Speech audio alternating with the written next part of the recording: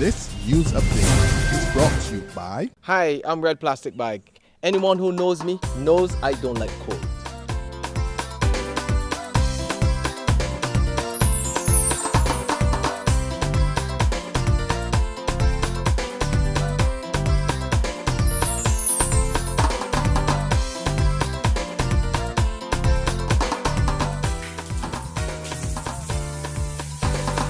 Sunshine reigns in my country. I love it. Get your sun power.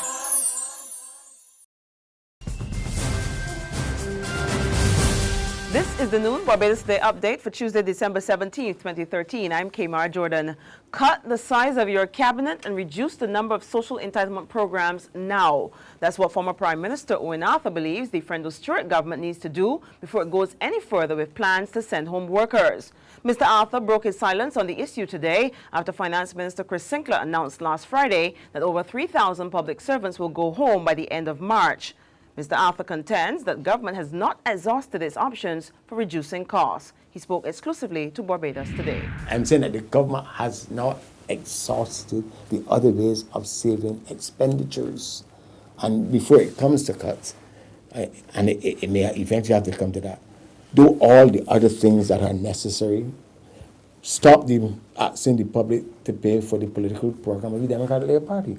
The very week that the Minister of Finance announced that he's sending over 4,000 people, the government is spending money on a David Thompson's Memorial Football. Cut out that. What are the two biggest supplementaries that have been brought to Parliament in this year? One in March and one recently, when the government says it doesn't have money. Expenditures for summer camps. These things are means by which the Democratic Labour Party is feeding the appetite of its own supporters for contracts. Arthur describes the current cabinet of 20 members as the largest and most ineffective in the island's history, and he recommends dismissal of some cabinet members as the government seeks to rein in its spending.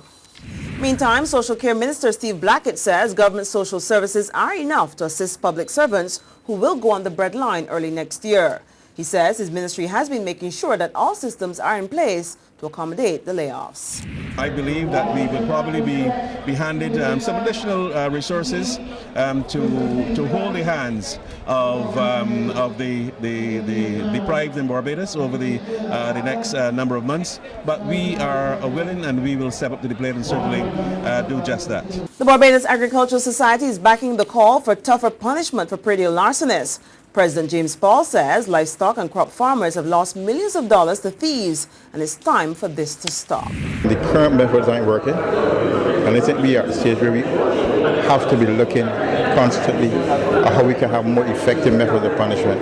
And if what we are doing now isn't dissuading people from doing it, I mean, we have to look at other things, because certainly we cannot have people making these types of investments in this sector and not feeling that they are going to reap the benefits of those investments. Yesterday, Industry Minister Donville Innes called for new legislation to deal with the age-old problem. There's regional and international news after this short break. McInerney Quality and Consolidated Finance invite you to trade in your old car for a new one. So, bring your car and come to McInerney Quality in Wildy. That's right, all trade-ins are welcomed. Any make or model we'll trade towards your new car. Plus, you get 2 years free insurance when you purchase a Kia, Mazda or Ford. And with on-the-spot financing by Consolidated Finance, you can drive away with something new. So, bring your car and come to McInerney Quality in Wildy. All trade-ins are welcome. In regional news, St. Lucia opposition leader is being sued by the government. Alan Chastney is accused of using $38,000 of public funds for a campaign and political event. Chastney says the St. Lucia Labour Party administration is merely trying to cause political mischief. Internationally now, 6 international soldiers have died following a plane crash in southern Afghanistan. The International Security Assistance Force says the cause of the crash is not yet known, and there was no enemy activity in the area at the time. The nationalities of the victims have not been made public. And that's our noon update. Join us again at 6 p.m. In the meantime, log on to www.barbadostoday.bb for more news and sport. Subscribe to our e-paper and like us on Facebook. I'm Kamar Jordan. Good afternoon. This news update brought to you by... Hi, I'm Red Plastic Bag. Anyone who knows me knows I don't like cold.